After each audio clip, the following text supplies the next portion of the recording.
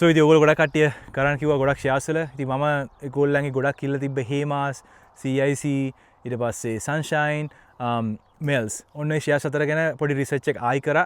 Again ඔයගලන්ට research එක වන්න පුළුවන් ඩීටේල් මෙන්න මේ ලින්ක් එකෙන්.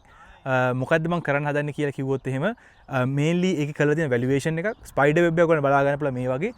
ඒකෙදි හොඳම කම්පැනි එක වගේ ඩිසයිඩ් වෙන්නේ ලොකුම වොලියුම් එකක් තියෙන. ඒ කියන්නේ ස්පයිඩර් වෙබ් එක ගොඩක් ලොකු වොලියුම් එකක් කියන්නේ ඒක ගොඩක් හෙල්ති සහ ස්ට්‍රෝං කම්පැනි එකක් කියන අයිඩියා එක. ඉතින් මේක බලුවම පස්සේ මේකෙන් පේන්නේ සන්ෂයින් හෝල්ඩින්ග්ස් තමයි. ඊට අමතරව හැම කම්පැනි එකම මම දීලා තියෙනවා මොනවාද රෙඩ් ෆ්ලැග්ස් මොනවාද ග්‍රීන් ෆ්ලැග්ස්. ඔයගොල්ලෝ බලා ගන්න පුළුවන් වෙලෙන් කෑෂ් සිටුේෂන් එක මොකද්ද? ඒගොල්ලන්ගේ මොනවාද අලුත් නිවුස්. දැන් සන්ෂයින් හෝල්ඩින්ග්ස් එහෙම ගොඩක් අලුතෙන් ඉන්වෙස්ට් කරා. ඒ ඉන්වෙස්ට් වලට මොනවාද වෙලා තියෙන්නේ? රිටර්න් ඔන් ඉක්විටිස් මොනවාද? රිටර්න් ඔන් ඉන්වෙස්ටඩ් කැපිටල් මොනවාද?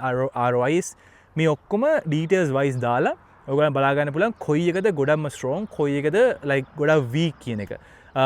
සෝ මේ වෙලාවේ ගොඩක් ප්‍රශ්නක තියෙන CIC ඒගොල්ලන්ගේ රීසන්ට් රිපෝට්ස් එක්ක බට් ස්ට්‍රෝංම තැනක තියෙන්නේ සන්ෂයින් හෝල්ඩින්ග්. සෝ මේක buy or sell recommendation නෙමෙයි. මේක ඕගොල්ලන්ට helpful වෙන්න කළපු රිසර්ච් එකක්. සෝ කමෙන්ට් කරන් යන්න ඔයගොල්ලෝ මොකද හිතන්නේ කියලා ඔයගොල්ලන්ගේ අවුට්පුට් එක දෙන්න.